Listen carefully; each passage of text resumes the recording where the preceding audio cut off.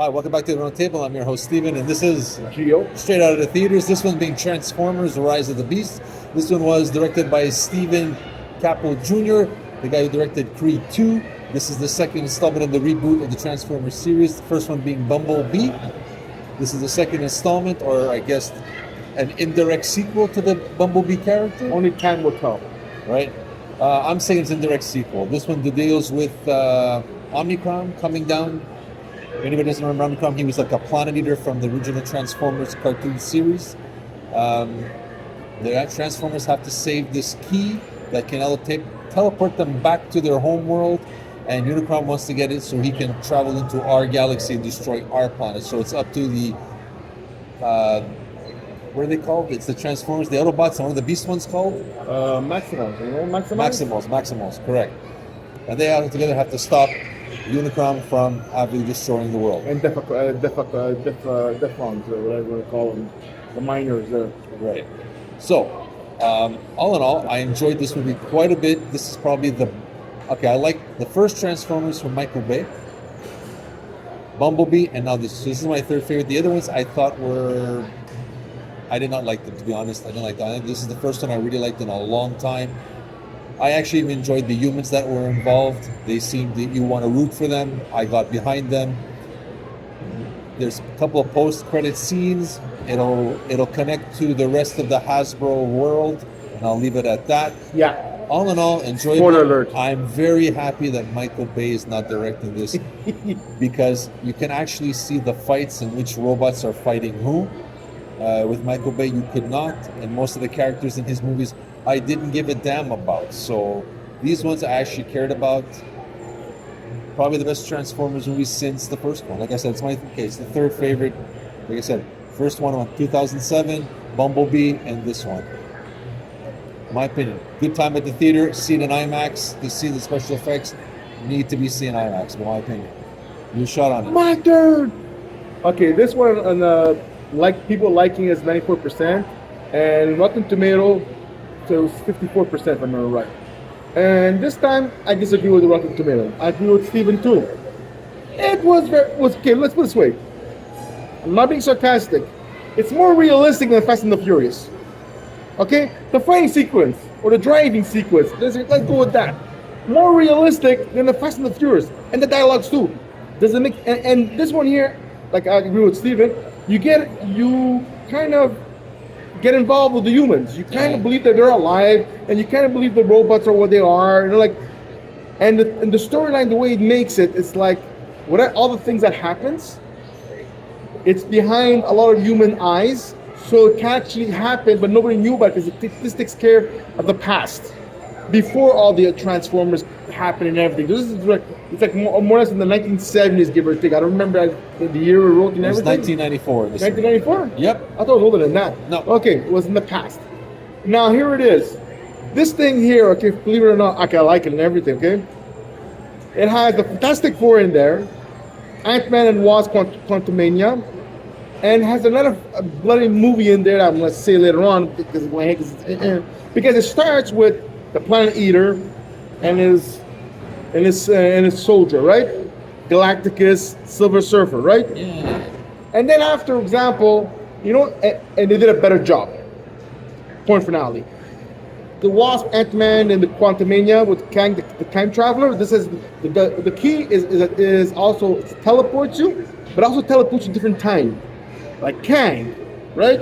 And they did a 10 times better job than Wasp and Ant-Man Quantumania. Okay, that's number 2. There's another movie in there that reminds me of Indiana Jones. Yeah. We both agree with it, and the guy agreed inside there too. Yeah, the adventures, the details, the past, the future, and this and this. And remember, sorry, He interrupted Justice me. League. Sorry about that. When he sees Scourge meets, is it Omnicron or Unicron? Omicron, I think sounds better. Okay. And when with that, when they meet Darkseid and Justice League, how he does the bow, it reminds me of Justice League at that point. I got that Justice League. Well, because vibe. he's saying is that he like Silver Surfer too. He bows to Galacticus. Yeah. You see, he's taking my Galacticus away with Silver Surfer there. See what he's doing there? So anyways, even Indiana Jones part kind of said, it was just as good as Indiana Jones. Yeah. So I don't get why Rotten Tomato gave it 54%. Because for a fictional character, and I mean above fictional, because these are Autobots kind of sense, okay? You believe in them. The visual, they're amazing. The robot when they're running and everything, the details, incredible. The metal that moves because that's their muscles kind of sense. Yeah. And you see the two difference of the two gorillas kind of sense, and you see the two different how the armature made different. The details are impeccable, and I agree with him. IMAX all the way there. I personally, I'm okay, not 94 right there, but I'm in the high 80s. Yeah. I was impressed. I got involved. We laughed a couple of times. We chuckled during the movie. Yeah.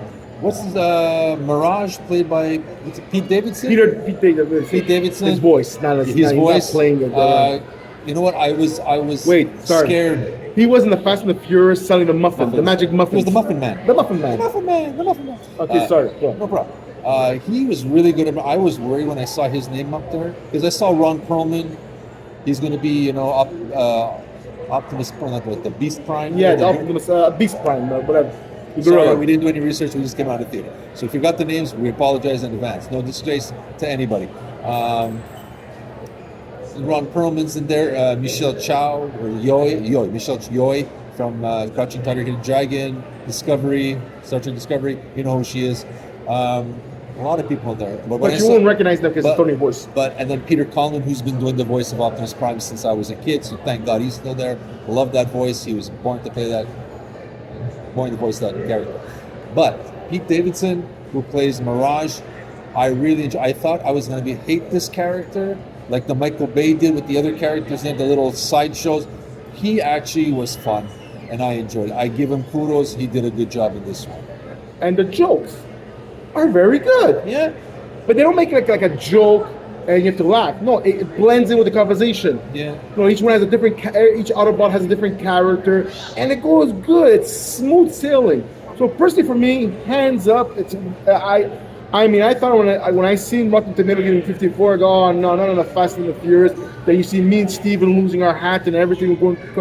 I enjoyed it. I really enjoyed it. From A to Z, I cannot say, and and as I said.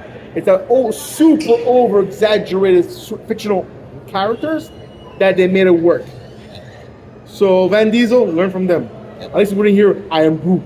So I'm going to say, if you didn't like the last couple of Transformers movies, give this one a chance. This one is entertaining as all heck. I was happy. I enjoyed it. Visually fantastic. Characters you care for. And you know what? That's all I can ask for in a big budget movie. That I actually cared what was happening. That I paid attention. You know what? That's like this destroys the last few Michael Bay movies. I hope he doesn't make another one ever again. Keep this guy involved. And here's the other thing. Are you looking forward to the next one? If there's more, yes. And if they're going to bring those other people and same director at the end, and same director. If they have the same director, that'd be great. If they bring those other characters from the Hasbro world into it, this could be kickstart this new franchise, this new world building to an exciting And there's a thing that Hellraiser, he's Megatron's, what's it called, Decepticons? Yeah. You find out who the person was before and how the person changed to that person. So it's a lot of things you kind of see and goes, oh, they became this. I'm not going to spoiler alert, but if you remember all the names, and like I'm not as great as a Transformer as he was because he was born into the Transformers. Amazing, and the ending, as I said, we're not going to spoiler alert there. Amazing ending. When he goes, so in other words, there's an ending to the titles there, and he goes for another job. And I'm not going to spoil it. Amazing. Great way to introduce it. Yes, and they're starting a new franchise, complete A to Z. They're doing a great job. Not only a franchise, I think they're world building. Yeah, so they're bringing the other Hasbro stuff in, and they're doing it in a way that I think will work spectacularly. Oh yeah, it's very well done. Yeah. So anyways, took too much of your time already. So that's it. This is Steven Gio from the Roundtable, highly recommending Transformers: Rise of the Beasts. Go see this on IMAX if you can. You will not be disappointed. For those who did not like the last couple of Transformers, this redeems the franchise. Okay? Go to movies. This is worth it. Go to movies. It's worth it. This is us. Ciao, guys. Good job.